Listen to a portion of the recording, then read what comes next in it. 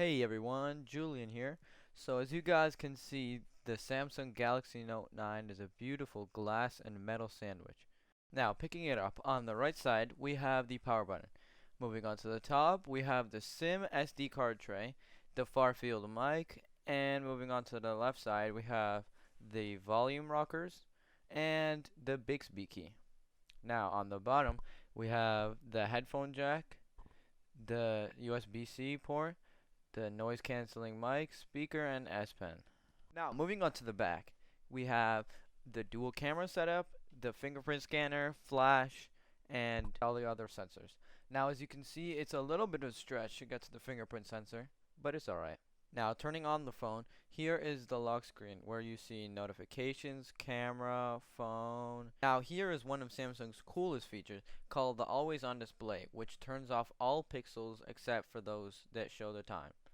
Now, here you can see the home screen where you can see it's really smooth. That's the app drawer, opening the gallery. Here you can see the colors are extremely vibrant. I'm not sure if the camera can pick them up. The battery screen. Here is a timeline of how your battery percentage has gone. Here you can see what has been using the battery, how long you've been using it for. Now, this is the charger. Samsung adaptive fast charging. It's 2 amps, so that's faster than your average charger. And here's a cable, just a standard USB Type-C cable. Okay.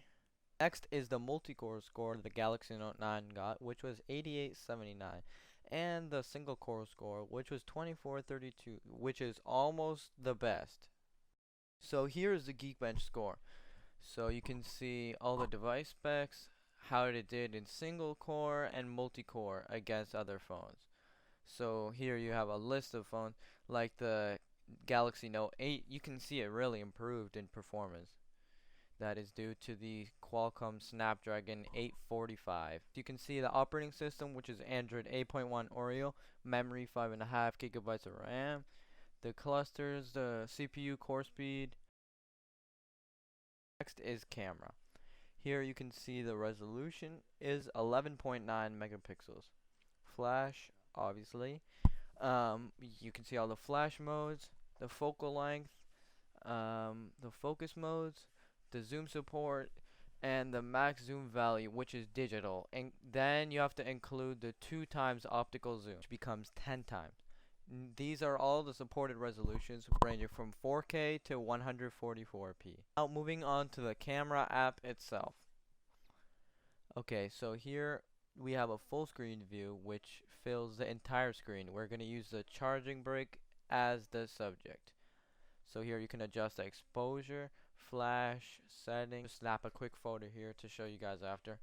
Now we're going to swipe over to the Pro mode where you can change a variety of settings ranging from ISO to shutter speed, and you can change the aperture as well. The camera actually opens the lens more.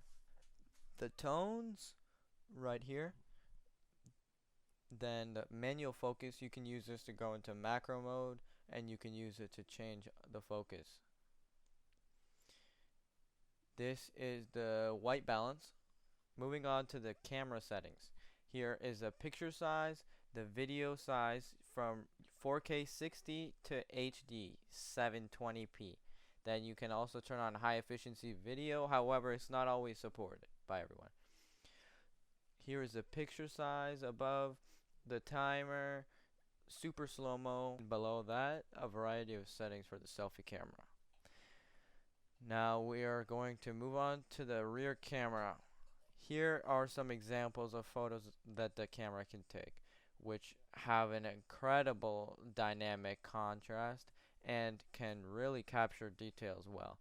Now we have live focus, which is like portrait mode but Samsung's own, which has some pretty good dynamic contrast as well as pretty good edge detection and has an adjustable blur effect. The selfie camera offers high quality photos as well as blur and pretty good tonal contrast.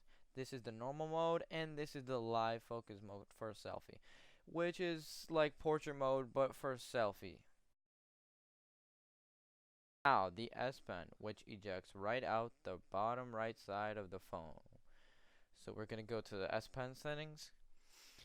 And here you can see there's a lot of features: direct pen input, pointer, floating icon, sound, vibration, power saver, alarm so you don't walk away without your pen. Here are the remote settings. So the S Pen can also work with Bluetooth.